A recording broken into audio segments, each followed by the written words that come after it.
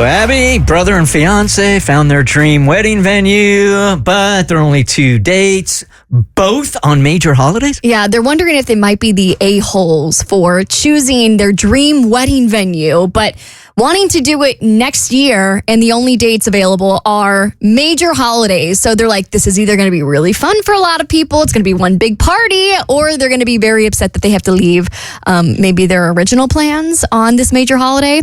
So my brother just got engaged a couple of months ago. It's almost 2 months now. It's about a month and a half out. I helped him plan the proposal. I was so excited to do it because I really love him and her together. I think they are very well suited for each other. It's been a little bit of a quick relationship. I mean, they got together, I think, in August of last year, and here we are planning a wedding 1 year later. Right. And they've recently toured a bunch of venues, which is so exciting. The girlies love that. I was looking for the photos. I was on the knot.com, and I was like, show me pictures. I want to know what you're choosing. And they finally settled on a place. At some point when you're doing all this planning and you're helping him out, do you ever flash back to the first couple of weeks where you're like, this is outrageous? Like, he's falling so quickly, and you were on the fence about this relationship. Well, it just flabbergasted me for a couple of reasons. The first reason was that his girlfriend, well, I don't even know if she was his girlfriend, this girl that he had dated for a couple of months before his fiance, she was like 21 or 22. And I'm like, okay, we know how this worked out. Like, you got to stop robbing the cradle. Like, you're 29.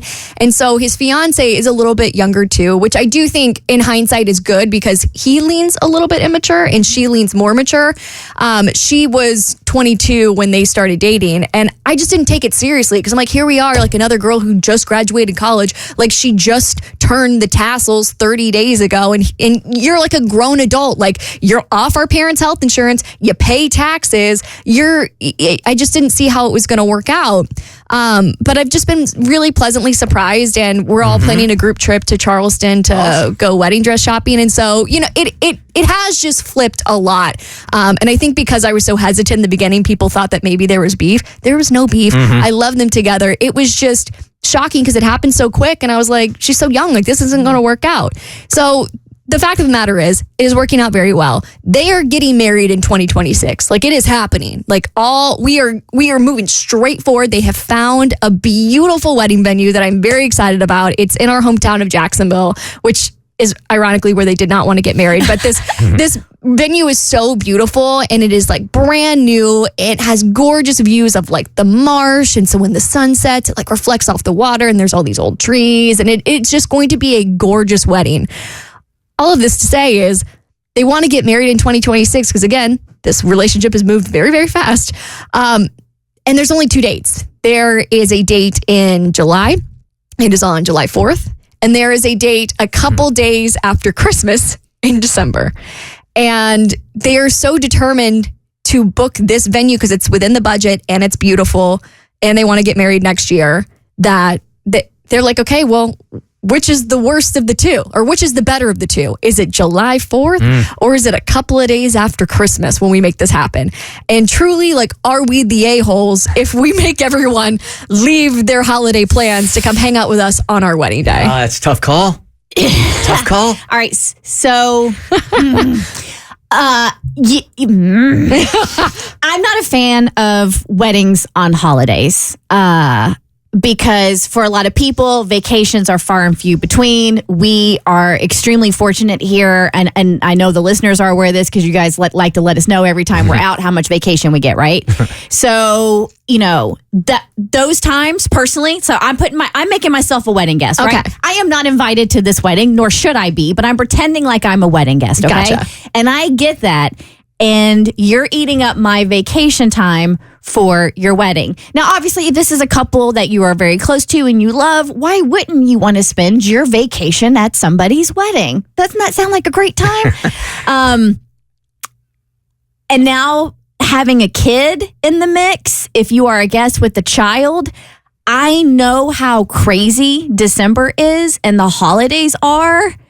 I might catch a flight to Jacksonville just to strangle your brother for inviting me to a wedding that was a couple days after Christmas. Plus I'm thinking from like a financial standpoint, during the holidays, you're already spending so much money on gifts, and now you have to throw a wedding into the mix. If you have to travel, if you have to, you're purchasing a wedding gift now.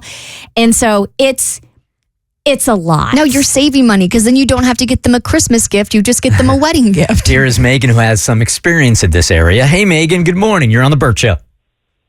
Hey, morning, guys. Good morning. What's going on? Let you guys know, I have actually done this and been through it. In 2009, my husband and I got married. I had also picked out the 4th of July.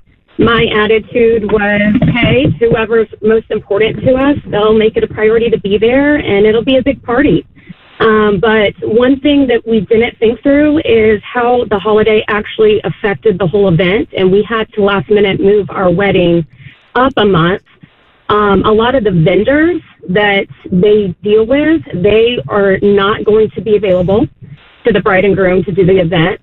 So like the caterer we wanted, the florist we wanted, all of those things. So that caused major issues. I'm not sure they may have thought through. And most importantly, depending on where they're getting married, everybody has the city shut down for 4th of July parades. So our guests weren't even going to be able to actually get to our venue because all of the city streets are shut down everywhere across the nation for 4th of July. That makes a lot of sense. And hotels are going to be more expensive because it's a holiday as well. Okay, here's an option, though, for July 4th weekend. Hang tight. Hey, Jay, good morning. Good morning, y'all. So I was just listening to the last caller. I didn't think about vendors because I'm a photographer and my wife is a caterer. We called in favors and got married on July 3rd. It was a breeze. Oh. And everybody who attended our wedding said, like, hey, we love this, man. We are here for y'all.